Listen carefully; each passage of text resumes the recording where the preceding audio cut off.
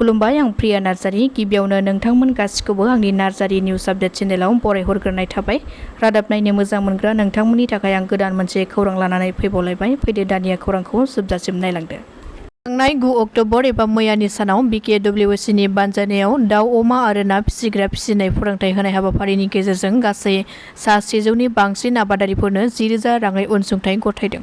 बे अनसुंथाइखौ सरुपथार क'क्राझार जिल्लानि सिङाव BKWC फोरोंथाय लानाय आबादारिफोरनो बिनेश्वर ब्रह्म बर' हाइस्कुलनि जिरायसालियाव प्रदीप कुमार स्वर्गियारि बिथाङा गथायनानै होयो।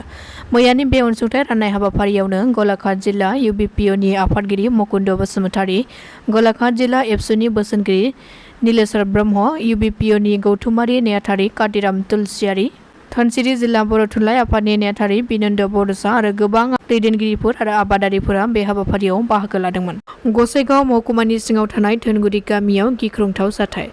थांनाय हरनि समाव रायमना माहारियारि पार्कनिफ्राय आदार नागिरनानै ओंखारबोनाय हाग्रानि मैदेरा गसाइगाव महकुमानि सिङाव थानाय धोनगिरि गामियाव फैनानै न' बां सिलिंखार खालामनायजों लोगोसेनो रिंखां बसुमतारीनि 11 दाननि फिसाज्ला महादेब बसुमतारीखौ खास्रि बिस्रि जिउ फोजोबनानै गालाङो।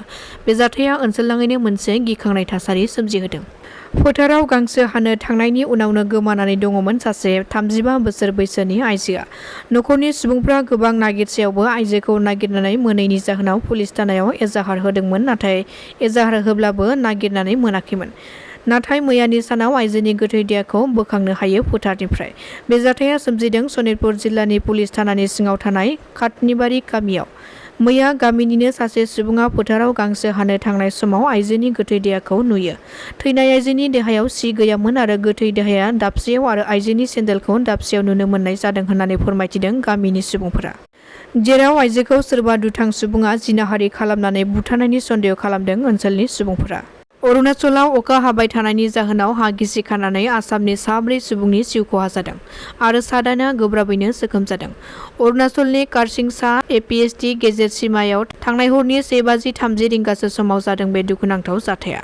सुलुंनिफ्राय मिथिनो हानाय बादिब्ला हरनि समावनो जाब्रबथायजों मोगा-मोगि जानांनाय 7 सुबुंफोरखौ पुलिसनि मददजों रैखा खालामनो हायो होननानै मिथिना मोननाय जादों। धुबुरीनि लखिपुराव 4 सुबुंखौ एरेस्ट खालामदों पुलिसआ। मिथिनो हानाय बादिब्ला बे 4 हमजानाय सुबुङा लामायाव बेंथेनानै सासे अमित कुमार सिंहा मुंनि सासे सुबुंनिफ्राय गारि आवग्रिथेनानै 1 कौटि रां दाबि खालामदोंमोन। बे दुथां हमजानाय 4 सुबुंखौ महिदुल हक, रफिकुल हुसेन, शरीफुल इस्लाम, मिजानुल इस्लाम होननानै मिथिहोदों। 20थि नेशनेल फिल्म एवार्डआव आसामनि 2 बिजाथिया नेशनेल फिल्म एवार्डखौ मोननो हादों। असमियानि मुंदांखा फावखुंग्रि आइमि बरुवा आरो पार्थसारथिन महन्तआ बे बान्थाखौ मोनदों।